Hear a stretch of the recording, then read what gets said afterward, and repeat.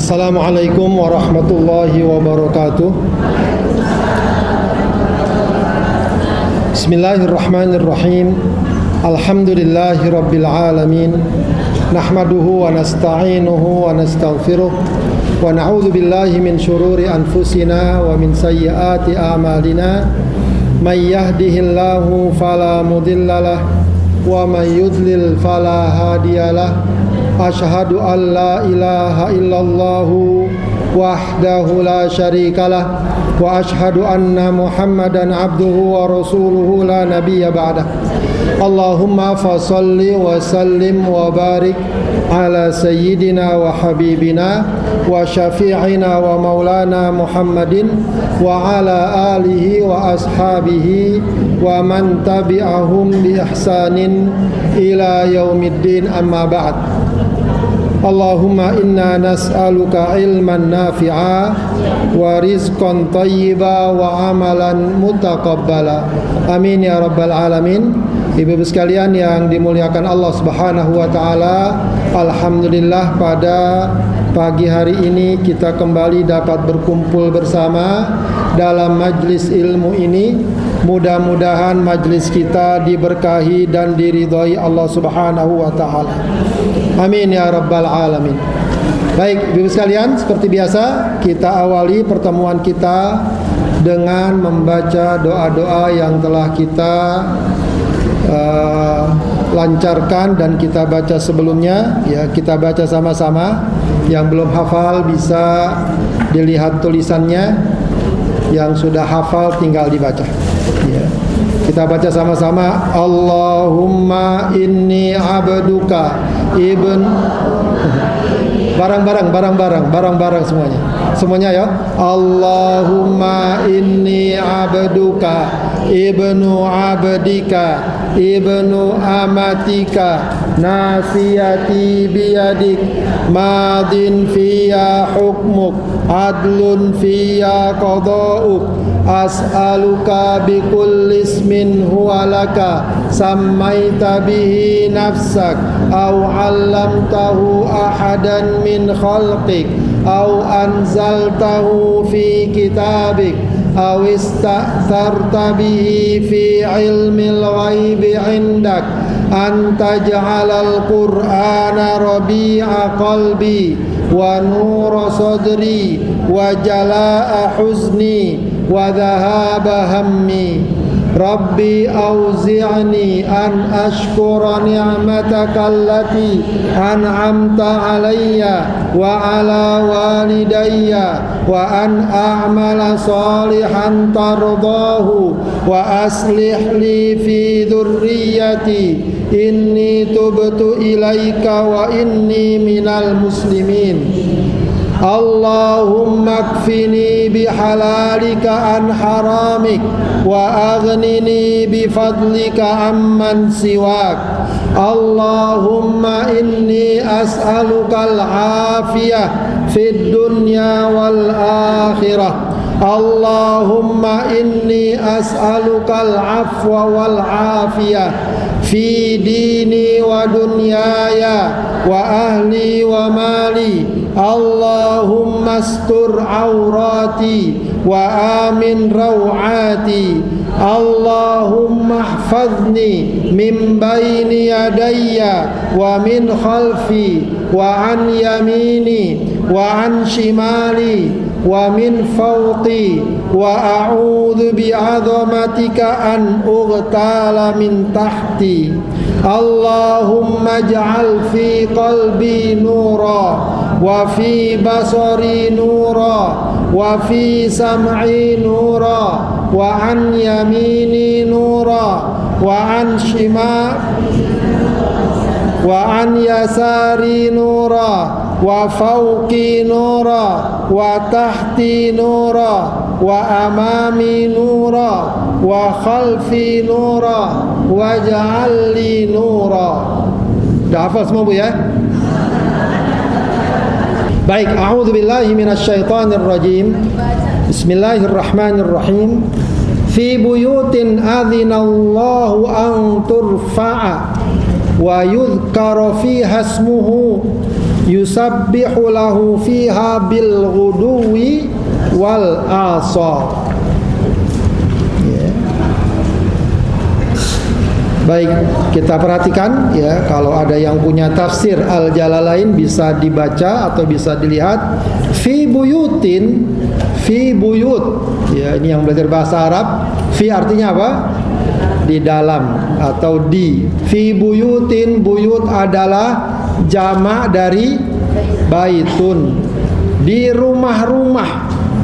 Ya, maksudnya di sini adalah apa? Di rumah Allah. Atau lebih jelasnya di mana? Di masjid. Ya, di masjid. Muta'alliqun bi yusabbihu, ya. Fi buyutin, nanti ada ayat berikutnya, ya. Yusabbihu lahu, ya, fil ghuduwi wal asal. Ya, nanti di masjid yang nanti tempat orang-orang ya bertasbih di pagi dan di sore hari. Fi buyutin, di rumah-rumah Allah, ya, di masjid, ya, adzinallahu an turfa'a, ya, turfa'ai tu'azzam, yang Allah izinkan. Maksudnya di sini juga yang Allah perintahkan untuk diagungkan. Ya, rumah-rumah Allah yang kita diperintahkan, diajarkan untuk kita agungkan, kita muliakan masjid. Ya, karena masjid adalah sebagaimana hadis Rasulullah apa? Ahabbul biladi ilallah masajiduha. Ya, dalam hadis riwayat Muslim Rasulullah bersabda apa? Bagian bumi yang paling Allah cintai adalah masjid-masjidnya. Ya, maka hendaknya kita cinta dengan ya, bagian bumi yang Allah cintai, yaitu masjid, dan kita diperintahkan untuk memuliakannya, mengagungkannya, meramaikannya, ya, mengisinya dengan amalan-amalan soleh, khususnya ibadah sholat. Ya, jadi ada istilah kalau bahasa kita apa? Memakmurkan masjid. Makanya juga istilah untuk pengurus masjid disebut apa? DKM, Dewan apa DKM, Bu?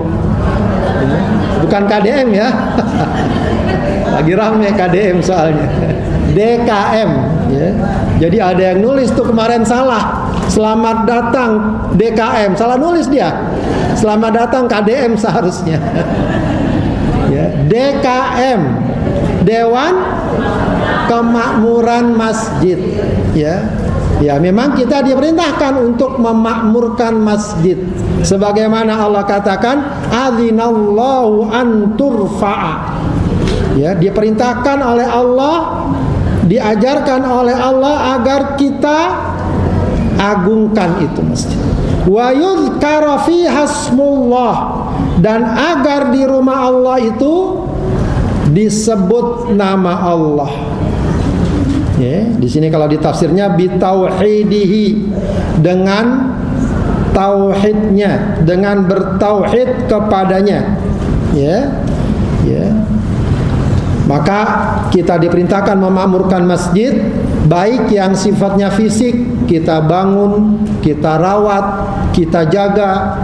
Ya, makanya usahakan kita juga sedikit atau banyak punya peran untuk memakmurkan masjid, entah dengan sedekah kita, entah dengan kegiatan yang dapat kita lakukan, ya, atau menjaga kebersihannya.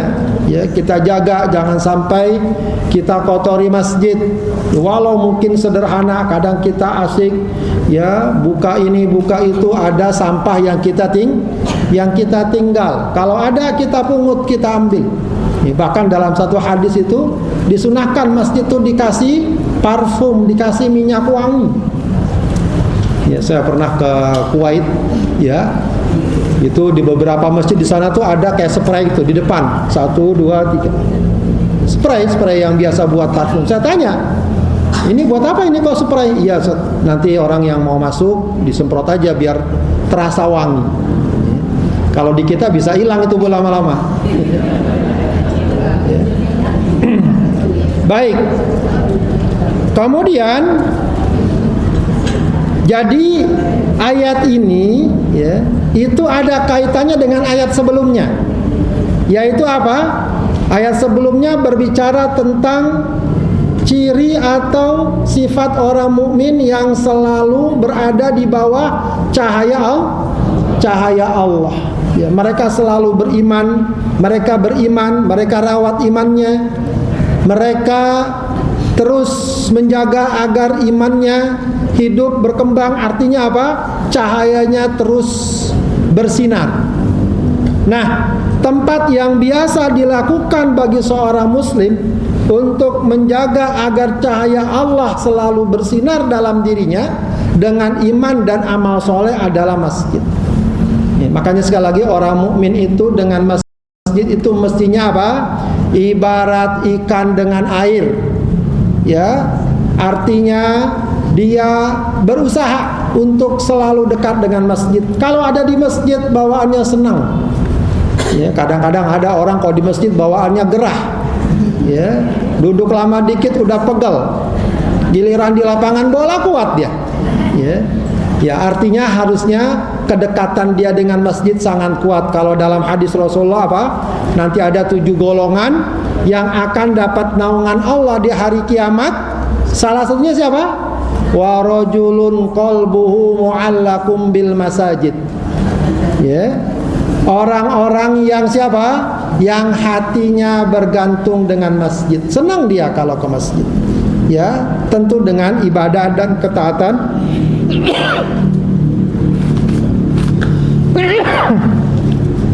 Dengan ibadah dan ketaatan di dalamnya. Baik, yuzkaru fiha ismuhu, ya, yusabbihu lahu fiha, yang kemudian dia juga bertasbih kepadanya. Disebutkan nama Allah, bertasbih kepada Allah, ya. Di antara zikrullah yang sangat agung adalah bertasbih. Maka upayakan dalam sehari kita hendaknya banyak bertasbih. Baca aja subhanallah wa bihamdihi, subhanallah wa bihamdihi. Kata Rasulullah, orang yang baca setiap hari subhanallah wa bihamdihi 100 kali, tidak ada orang yang dapat menyaingi amalnya kecuali orang yang berzikir seperti itu atau lebih. Ya. Bahkan ada tasbih, ibu sekalian, yang kata Rasulullah, kalau kamu baca tasbih ini, itu cukup, ya, menggantikan zikir lain yang kadang lewat, kadang terlupa dan seterusnya. Apa tasbihnya, Bu? Siapa yang tahu? Ya? Subhanallahi wa bihamdi adada khalqi wa ridha nafsi wa zinata arsyih wa midada. Udah tadi ya? Ya, subhanallah wa bihamdi adada khalqi wa ridha nafsi wa zinata arsy wa midada kalimat. Ya, itu baca 3 kali setiap pagi. Ya, baca 3 kali setiap pagi. Kalau kita zikir-zikir lain kadang kelewat, kadang ketinggalan, itu sudah cukup.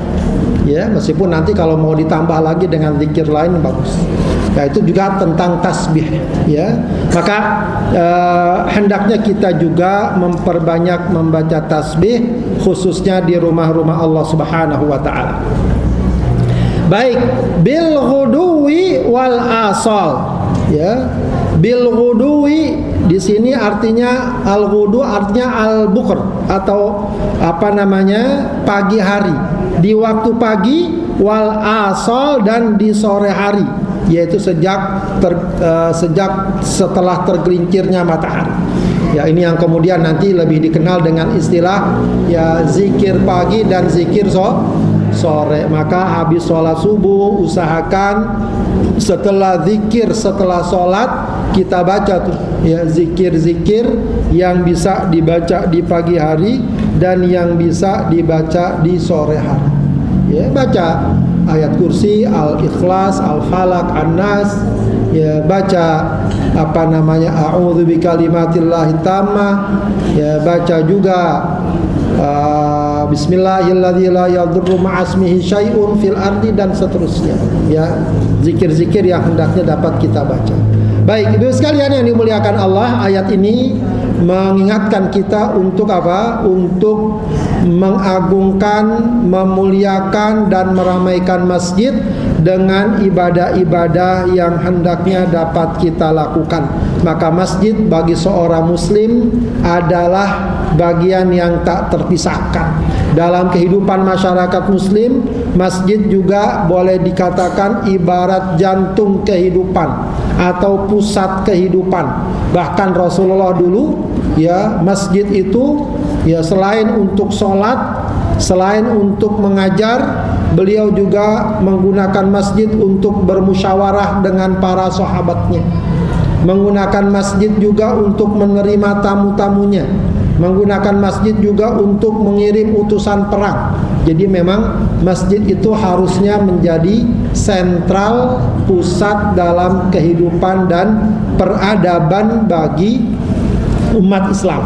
Ya, makanya kalau kita perhatikan Rasulullah saat hijrah ke Madinah, apa yang pertama dia bangun? Masjid.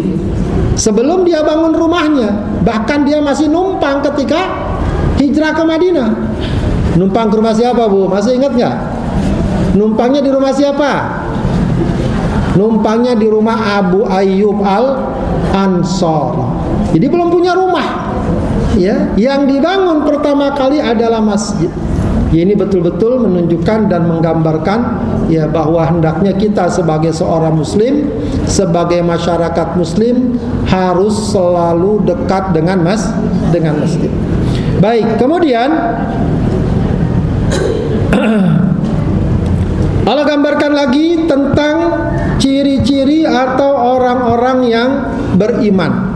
Ya, Allah katakan rijalun, ya, rijalun la tulhihim tijaratun wala bai'un an dzikrillah. Ya, jadi sebelumnya kan menggambarkan orang yang dekat dengan masjid, orang yang suka berzikir kepada Allah. Mereka itu ya yang suka dengan masjid, suka mengisi masjid dengan kebaikan, berzikir kepada Allah pagi dan sore, itu adalah gambarannya, ya profilnya kalau orang sekarang bilang rijalun la tulhihim tijaratun wala bai'un an dzikrillah. Mereka adalah orang-orang yang tidak dibuat lalai, ya, tidak dibuat lupa untuk mengingat kepada Allah, untuk sholat, begitu ya. Kalau sebagian ulama bahkan mengatakan untuk sholat berjamaah. Tidak dibuat lalai oleh apa? Oleh perdagangan, oleh jual beli. Ya. Jadi ini tentu bukan berarti yang namanya perdagangan jual beli tidak boleh atau melalaikan, tidak. Ya, jual beli, dagang, usaha, mencari uang, apalagi dengan dagang, itu dalam satu hadis bahkan dikatakan sebagai atyabul kasbi. Ya, Rasul pernah ditanya, apa itu atyabul kasbi? Penghasilan yang paling bagus. Ya, kata Rasulullah, amalur rajuli biyadihi wa kullu bai'in mabrur. Ya, penghasilan yang paling bagus apa? Hasil dari keahlian seseorang, ya, hasil dari jerih payah atau tangan langsung seseorang. Dia bekerja langsung, dia punya keahlian, apa dapat.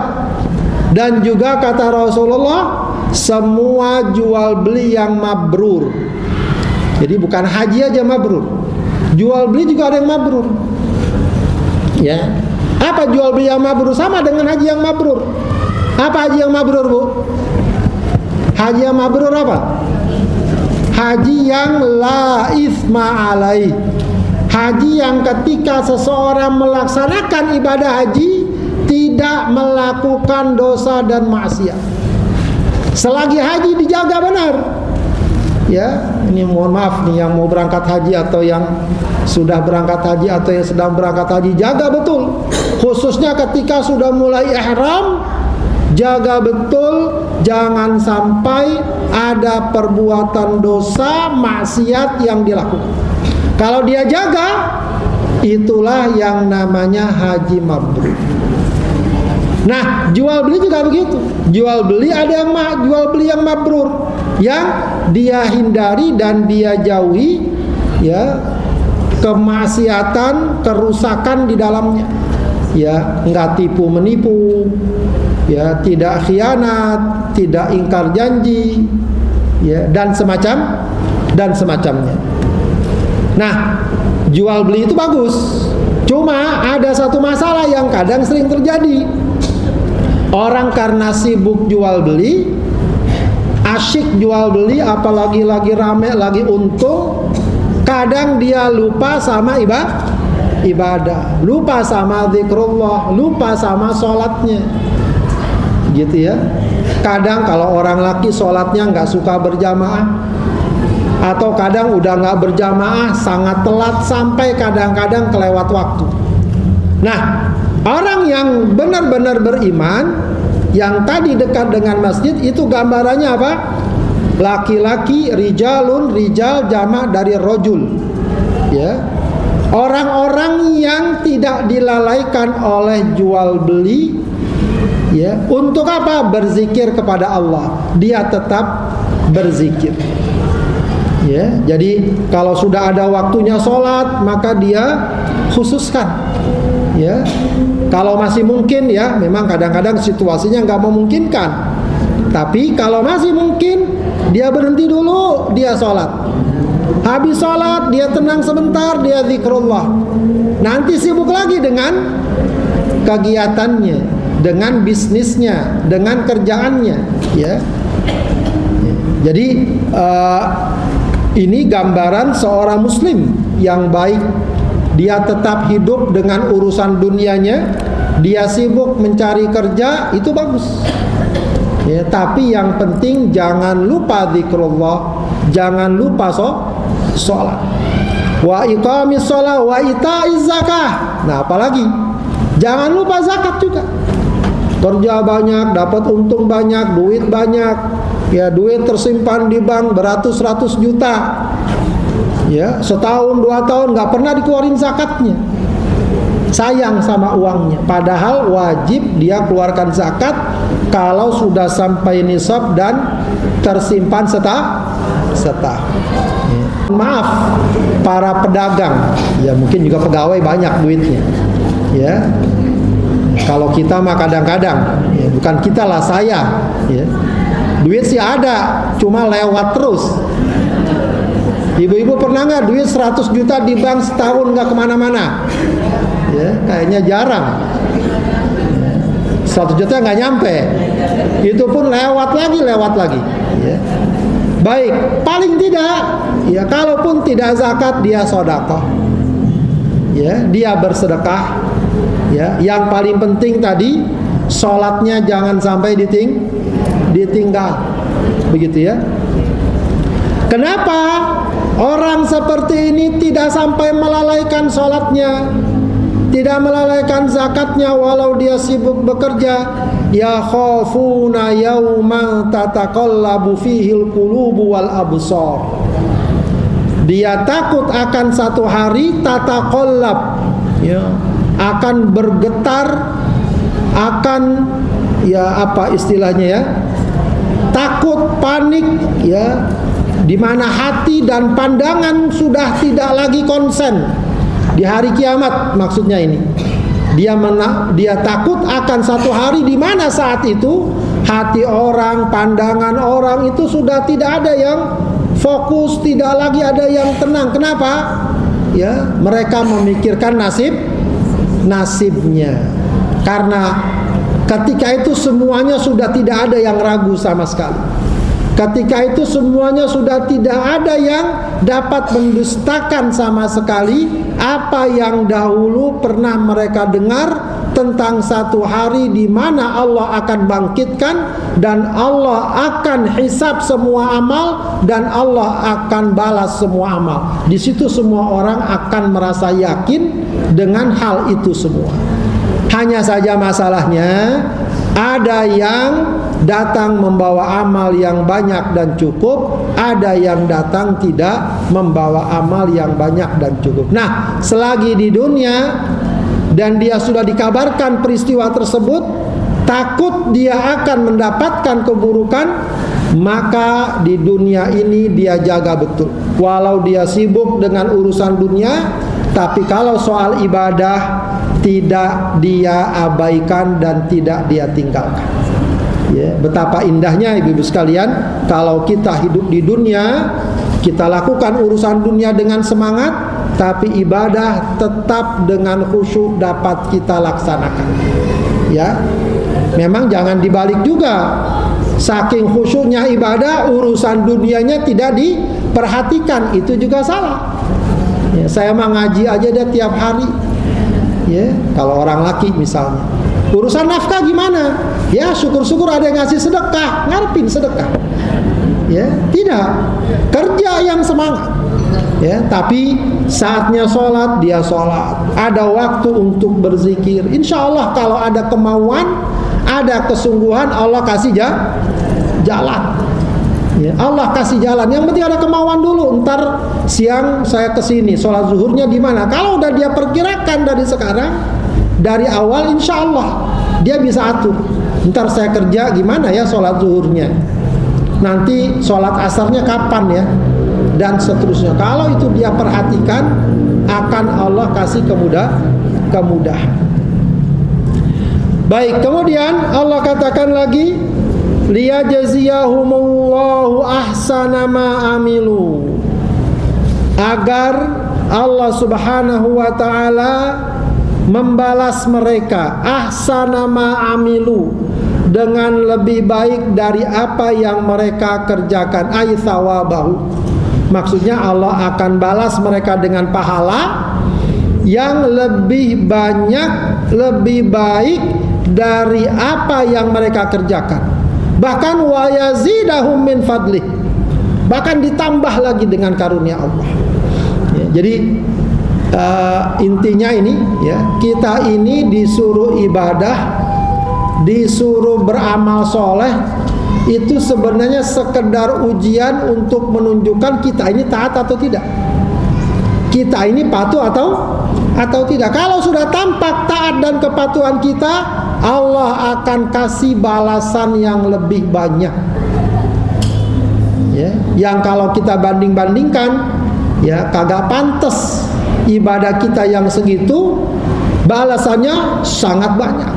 Kadang-kadang di dunia aja, kalau kita ukur-ukur, kita hitung-hitung antara nikmat Allah kepada kita dengan amal yang kita lakukan untuk taat dan beribadah kepada Allah, masih jauh.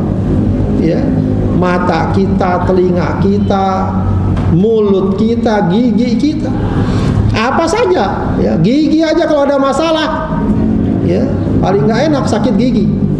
Ya, orang kira kita sehat aja. Ya, padahal ya, minta ampun ya, dengar suara keras aja udah langsung kita kerasa sakit.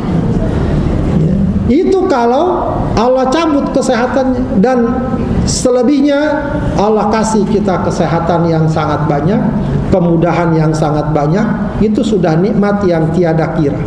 Apalagi kalau dibandingkan dengan apa? Hari kiamat. Kalau dibandingkan dengan surga Allah, nggak ada bandingannya amal kita dengan nikmat surga Allah. Tapi tetap Allah akan berikan itu sebagai balasan atas amal soleh seseorang. Ya, maka ya, yakinlah kalau kita taat dan patuh kepada Allah, balasannya akan lebih banyak dari apa yang kita kerjakan. Ya, karena Allah Maha Pemurah, Allah Maha Pengasih. Wallahu yarzuqu may yasha bighairi hisab. Allah lah yang akan memberikan rizki kepada siapa yang Dia kehendaki, bighairi hisab, tanpa batas. Ya, jadi Allah akan luaskan itu. Ya, Allah nggak catat, nggak perhitungkan apa yang Allah berikan. Ya, makanya ayat ini juga sebenarnya memberikan isyarat dan petunjuk yang jelas di antara pintu-pintu rizki kita itu adalah ketaatan dan ketakwaan kita. Ya, pintu-pintu rizki kita adalah ketaatan dan ketakwaan kita. Tentu saja yang namanya kerja, yang namanya usaha jangan lemah. Tapi sekali lagi jangan tinggalkan ketaatan, jangan tinggalkan ketakwaan dalam berbagai aspeknya. Ya, jadi kalau kita bicara tentang taat dan takwa, jangan kemudian hanya soal sholat, zikir, tilawatul Quran. Termasuk taat dan takwa soal kejujuran, soal amanah, soal akhlak. Ya, ini juga harus benar-benar diperhatikan. Ya, mohon maaf, jangan sampai orang betul rajin sholatnya, tapi dalam praktek muamalahnya dia tidak amanah, dia tidak jujur, dia tidak menepati janji, dia menipu. Nah, ini yang harus benar-benar kita jauhi dalam kehidupan. Walau dengan itu kita dapat keuntungan, apalah artinya keuntungan sedikit kalau kita lakukan keburukan yang akhirnya dapat menimbulkan kerugian buat kita di dunia maupun di akhirat. Baik, kemudian ayat berikutnya, walladzina kafaru a'maluhum. Adapun orang kafir, nah sekarang bicaranya dengan orang kafir. Kalau sebelum-sebelumnya pembicaranya tentang orang beriman, ya, dari awal kemarin tentang cahaya Allah yang diberikan kepada orang beriman, ya, dikasih ajaran, hidayah, petunjuknya orang beriman sehingga apa? Hidupnya bagaikan apa? Di atas apa? Di dalam cahaya, ya. Cahaya di atas cahaya. Itu orang beriman. Kalau dia jaga imannya, dia rawat imannya, dia terus pelajari ajaran Allah, itu ibaratnya kata Allah nurun ala nurin. Ya. Nah, di ayat berikutnya Allah akan gambarkan kebalikannya. Orang yang tidak beriman. Walladzina kafaru. Adapun orang kafir. Orang kafir siapa? Tidak beriman. Ya, jadi ini perlu dipertegas. Ya, karena sekarangnya ada orang yang ya akan ingin sedikit atau banyak ingin mengalihkan. Kalau yang namanya kafir itu tidak selalu orang bukan muslim, begitu ya. Orang bukan muslim belum tentu kafir, kan repot tuh kalau. Bukan muslim belum tentu kafir. Jadi gimana dong? Kalau bukan muslim kafir apa bukan? Kafir. Ya memang kadang-kadang bagi sebagian orang nggak enak dengernya. Tapi itu Al-Quran yang bukan muslim, tidak beriman kepada Allah kafir. Ya, itu prinsipnya. Kalau soal bersosial, bergaul, memang kita nggak perlu bilang tetangga kita kebetulan non muslim, kita panggil kafir ke sini, ya nggak perlu. Jangan begitu. Ya tetap kita perlakukan secara sosial. Kita panggil namanya, kalau orang tua kita panggil bapak, kalau mudaan kita panggil abang atau mas, ya kita hormati. Tapi bahwa secara prinsip orang yang tidak beriman atau dengan sederhana bukan orang Islam, dia orang kafir. Begitu saja sederhananya. Ya, jadi nggak perlu terlalu banyak teori yang berlebihan soal masalah tersebut. Soal toleransi, soal bersosial diajarkan dalam Islam. Kita harus amanah, kita harus baik sama mereka, menghormati mereka, tidak boleh menyakiti mereka, bahkan sekedar dalam perkataan tidak boleh. Bahkan tidak boleh kita menghina Tuhan mereka. Jadi jangan hina Tuhan mereka. Ya, karena Allah melarang. Ya, tidak boleh. Kita hormati mereka. Cuma dalam prinsip dan keyakinan kita katakan orang yang tidak beriman adalah orang kafir. Baik, apa gambaran Allah? Walladzina kafaru, orang kafir. Mereka yang tidak beriman. Amaluhum kasarabim biqi'ah. Amal mereka kan beramal juga. Ada perbuatan baik mereka. Ya, baik yang mereka anggap baik atau secara umum memang baik. Ya mungkin mereka anggap baik ibadah mereka ke tempat ibadahnya, ya, sesembahan mereka yang mereka anggap baik. Begitu, ya. Atau kesehariannya mereka mungkin suka menolong dan seterusnya. Bagaimana itu amal mereka? Allah gambarkan kasarobim bikiyah, ya. Itu ibarat sarob, ya. Ya. Ibarat apa namanya kalau bahasa sekarang itu fata morgana di sebuah padang, ya. Ya, wa huwa syu'aun yura fiha nisfun nahar. Dia adalah semacam sinar yang dapat dilihat di tengah siang fi syiddatil har, di suasana yang sangat panas, yushbihul ma'al jari, mirip dengan air yang mengalir. Ya, jadi kalau di padang pasir itu dari kejauhan karena suasana panas, dari kejauhan seperti ada air mengalir. Pas dideketin tidak ada. Nah, kalau kita biasa sering di mana tuh ya? Lagi di jalan raya atau di jalan tol, biasa dari jauh kalau lagi panas banget, di depan tuh jalanan serasa keras seperti basah. Pas udah dekat nggak basah. Itu namanya fata morgana. Nah, Allah gambarkan orang-orang kafir, amal mereka itu seperti fata morgana. Yahsabuhu dham'anu ayyadhunnu dham'anu al-atshan.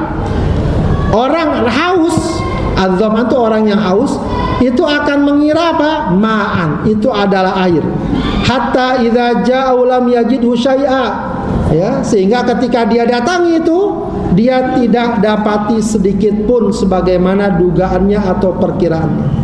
Maka di sini dikatakan dalam tafsir Jalalain, kadzalikal kafir yahsibu anna amalau kasadaqatin yanfa'uhu hatta idza mata wa qaddama ala rabbi lam yajid amalah ay lam yanfa'hu. Begitulah orang kafir, dia pikir amalnya seperti dia suka bersedekah, suka berbagi. Ya, jangan dikira orang kafir nggak suka berbagi. Ada mereka, Bu, sumbangannya. Ya, bahkan banyak sumbangannya. Ya, kemarin tuh siapa yang datang dari Amerika tuh? Wah, mereka itu sumbangannya bukan 1.000 2.000, semiliar, 1 triliun. Triliunan, miliaran. Tapi karena tidak beriman, ya, maka ya hatta idza mata, ketika dia meninggal dan dia bawa itu amalnya, lam yajid amalahu. Dia tidak dapatkan amalnya. Ya, ini berbahayanya ketika orang menanggalkan keimanan. Wa wajadallaha indahu fawaffahu hisabah. Ya, dan kemudian dia dapati Allah di sisinya dan Allah akan menyempurnakan, akan membalas perhitungannya. Ya, ai jazau alai fid dunya wallahu sari'ul hisab. Allah maha cepat penghitungannya. Jadi ayat ini menegaskan kepada kita, orang yang tidak beriman, amalnya sebanyak apapun tidak akan dicatat sebagai amal soleh di sisi Allah. Ya. Kemudian satu lagi, gambaran orang kafir di sini apa? Ya.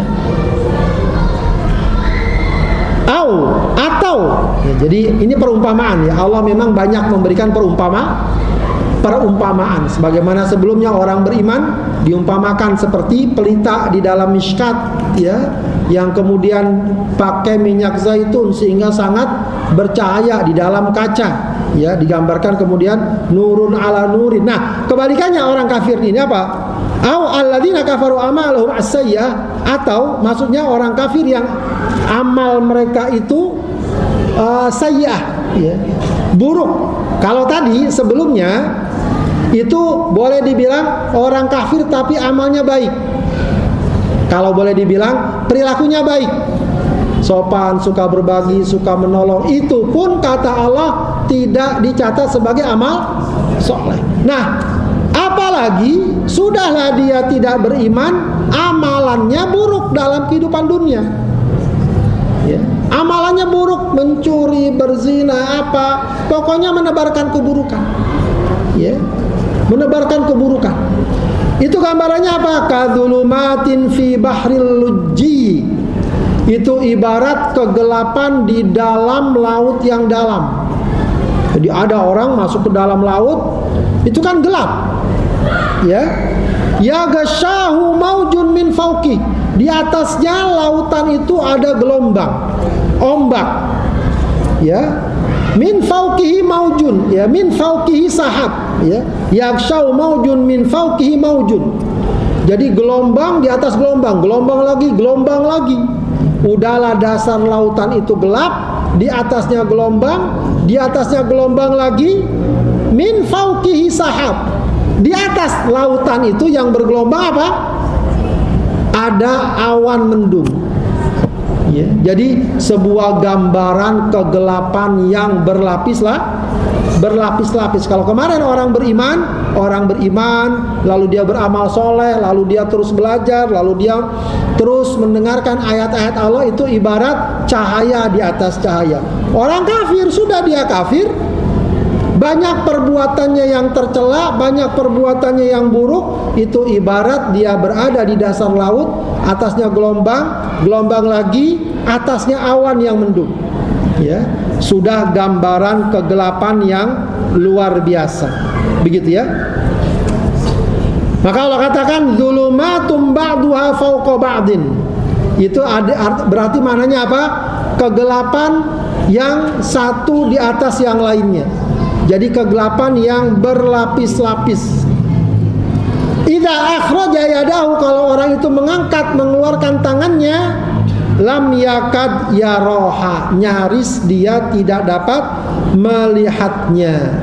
Kalau seandainya dia tidak beriman dan amalnya penuh dengan keburukan.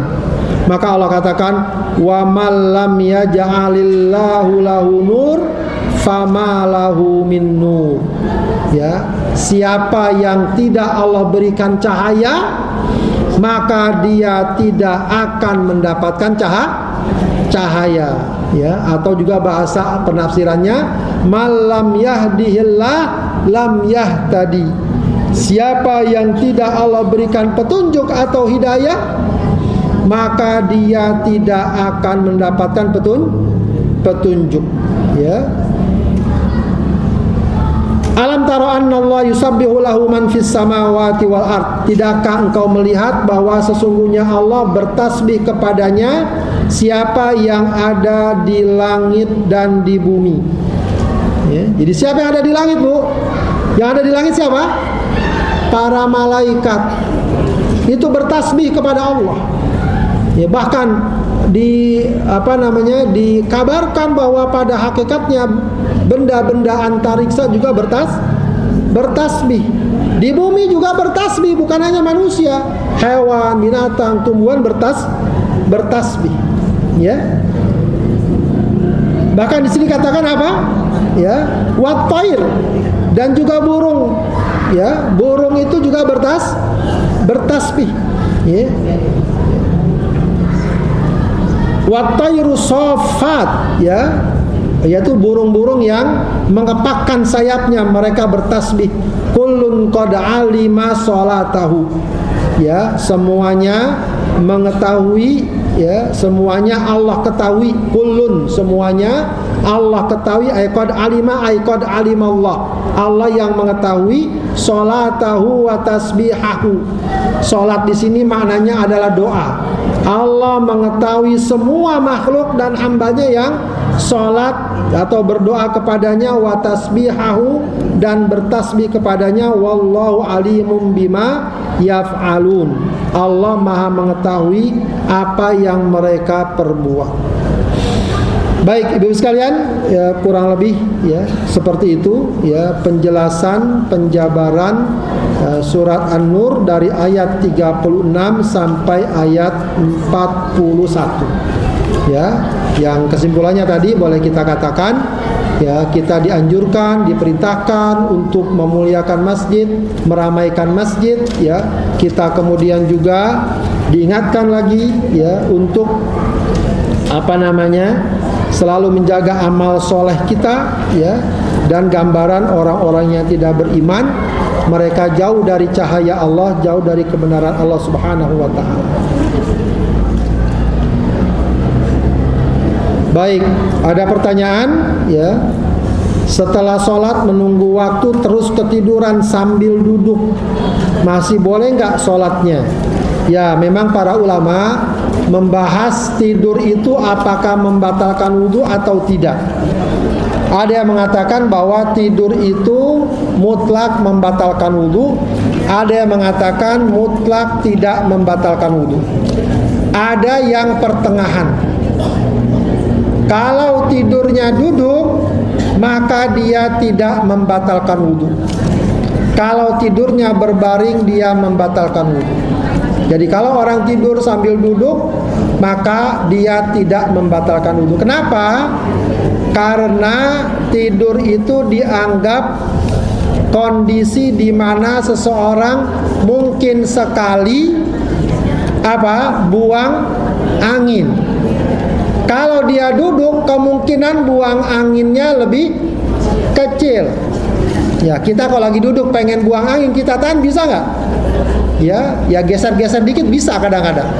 Ya. Maka dikatakan orang yang tidur sambil duduk tidak membatalkan wudu. Akan tetapi wallahu alam, kalau suasananya mudah dan ringan, lebih baik kita berwudu dulu. Lebih tenang, apalagi habis ngantuk, ya kita berwudu itu lebih yakin. Ya, kalau misalnya kita di rumah, ya dekat dengan WC atau tempat berwudu, ya lain halnya mungkin yang biasa terjadi bapak-bapak, ya dengerin khutbah saking khusyuknya kemana-mana, ya baru bangun pas dengar dengar qomat baru dia bangun, ya itu kalau posisinya duduk insya Allah tidak batal wudu, tidak batal. Meskipun lagi kita katakan kalau dia berwudu lagi lebih afdol, lebih terjaga. Wallahu a'lam. Ada yang mau tanya langsung? Silakan tanya langsung dulu. Assalamualaikum warahmatullahi wabarakatuh. Salam. Ustaz, saya mau tanya tentang memakmurkan masjid atau musola. Di tempat saya ada musola wakaf, tapi itu kayaknya enggak. Kalau udah wakaf kan bisa diserahkan kepada lingkungan ya Pak Ustaz. Tapi ini dipegang sama keluarga mereka yang mewakafkan. Terus ada dana bantuan semacam amal-amal yang masuk itu. Mereka tidak respon. Padahal itu kan harusnya diumumkan di jamaah masjid. Nah, yang jadi pertanyaan saya, mereka itu seolah-olah mempunyai musola itu seolah-olah musola pribadi di kota. Bagaimana caranya? Sudah berkali-kali orang yang keluar masuk menjadi pengurus musola itu, tapi banyak kan akhirnya udah tahu keluar. Mereka tidak, makanya uangnya masuk dari luar, amal soleh yang amal-amal orang yang dari luar itu tidak diumumkan. Lalu dia bilang ini uang amal yang sudah masuk ke musola itu tidak boleh dikeluarkan. Padahal itu kan untuk kegiatan musola memperbaiki suaranya, maksudnya tone suaranya itu tidak rusak, atau mengganti karpet atau selainnya lah, banyak yang di musola yang harus digunakan banggana yang masuk itu. Nah itu harusnya bagaimana proses menentunya? Kita kan supaya orang luar jamaah musola itu juga kan merasa tahu atau gimana supaya mereka berkata jujur dan amanah dan sebagainya. Yang kedua adalah proses jalan. Bagaimana hari musim Idul Adha? Terus banyak orang yang non muslim, mereka tidak mau disebut kafir, tapi dibilang saya non muslim, gitu kan? Mereka kebanyakan menyumbang hewan kurban. Nah itu mungkin bagi yang menerimanya mungkin sah-sah aja, tapi bagi mereka beri pengertian, ya mungkin kalau bilang kita tidak masuk jadi amal ibadah mereka, gimana? Baik, pertama soal wakaf. Wakaf itu sebenarnya tergantung yang mewakafkan. Siapa yang berhak mengelola wakafnya? Bisa keluarga, bisa bukan keluarga. Namanya disebut apa? Nazir wakaf. Jadi kalau ada orang namanya muwakif, saya mewakafkan tanah ini, dia mau diserahin ke siapa? Oh, saya serahin kepada anak saya, dia yang ngurusin. Maka anak ini yang ngurusin. Ya. Tapi kalau sudah jadi wakaf, nggak boleh dijual, nggak boleh diwariskan, nggak boleh dikasih orang. Wakaf seterusnya sampai hari kiamat. Begitu ya. Jadi soal misalnya musola atau apalah ya pesantren itu tergantung nanti muwakifnya itu ngasih amanah ke siapa. Ya, kalau ada ketegasan soal itu ya tidak bisa dihindari, dialah yang memang berhak mengelola. Cuma memang nanti itu kan masalahnya kalau zaman sekarang itu kan misalnya wakaf itu udah lama, udah turun-temurun. Siapa yang berhak? Nanti apakah amanah atau tidak? Ya itu memang seharusnya udah diatur secara formal. Kalau sekarang ada namanya lembaga nazir wakaf. Lembaga wakaf BWI, Badan Wakaf Indonesia. Nah itu bisa nanti kalau pengen mau kejelasan harusnya misalnya pengelola ini nazir wakafnya siapa, ya nanti akan ditetapkan dan diputuskan, begitu ya. Nah yang memberikan wakaf tuh bisa menentukan yang memberikan wakaf. Kalau misalnya pribadi, saya mau dia, oh saya nggak mau dia, ganti ke dia, itu bisa. Tapi kalau misalnya musola itu urunan bersama, belinya rame-rame, ya itu biasanya harusnya ya disepakati aja. Ya mungkin bagus kalau bikin kepengurusan atau yayasan gitu ya, agar nanti dikelola bersama ya. Jadi tergantung itu, nanti dilihat itu musolanya ya itu memang selama ini tuh punya siapa, dulunya dari siapa, diserahkan ke siapa, itu perlu dicek lagi. Nah itu satu sisi, jadi ada nazir wakaf. Ya sisi lain memang harus tetap aja amanah dan transparan, ya harusnya begitu. Kan banyak sodako yang masuk, dana yang masuk, itu paling enggak ya mungkin ada semacam laporan atau pertanggungjawaban ya agar memberikan rasa percaya di tengah masyarakat. Ya itu mungkin penting dibuat kepengurusan bersama. Baik, terkait dengan kurban, ya apakah kurban itu non muslim bisa ikut atau non muslim dapat berkurban? Ya, kalau ada orang non muslim mau ikut berkurban, ya itu ibaratnya sama dengan perbuatan baik dia, terima saja. Tapi kurban dia ya bukan disebut kurban di sisi Allah. Di sisi Allah kita sih atur aja nggak apa-apa. Ya anggap aja itu pemberian dia, kebaikan dia. Secara sosial dia dapat diapresiasi. Tapi sebagai ibadah tidak akan masuk sebagai ibadah dan amal soleh. Begitu. Ya, jadi nggak masalah. Ya, mereka mau ikut berkurban, istilah mereka, ya urusin aja. Dagingnya boleh nggak dibagi? Boleh. Ya, boleh dibagi saja. Ya. Ibarat orang tetangga kita non muslim ngasih kita duren, boleh nggak? Boleh. Kalau bisa lagi. Pengen soalnya. Ya. Selagi halal. Ya. Selagi halal boleh. Kurban untuk non muslim gimana? Ada ulama yang tidak bolehkan, ada yang membolehkan. Ya, mungkin kalaupun yang boleh itu bukan prioritas. Ya, yang prioritas adalah orang muslim dan dia orang fakir miskin, itu prioritas. Ya, diberi orang kaya boleh. Ya, diberikan non muslim secukupnya boleh. Kalau misalnya dia ada di lingkungan sekitar, orang-orang dapat, dia juga sebaiknya dapat ya. Tapi yang paling utama adalah kepada kaum muslimin, apalagi kepada mereka yang kekurangan ya. Sebab Allah katakan apa? Fakulu minha wa at'imul ba'isal fakir ya. Makanlah sebagian dari daging kurban dan berilah makan kepada orang miskin dan orang yang fakir. Gitu kurang lebih, wallahu a'lam. Baik, kita lanjut lagi pertanyaannya. Ustadz, bagaimana menghadapi anak yang sudah dewasa tapi susah sekali untuk berubah? Adakah doa yang khusus agar dia bisa kembali rajin beribadah? Ya, sabar, terus ingatkan, terus ya, berikan kasih sayang agar dia merasa bahwa dia adalah anak yang mendapatkan perhatian dan kasih sayang. Doa-doa saya tidak punya doa khusus kecuali doa-doa umum saja.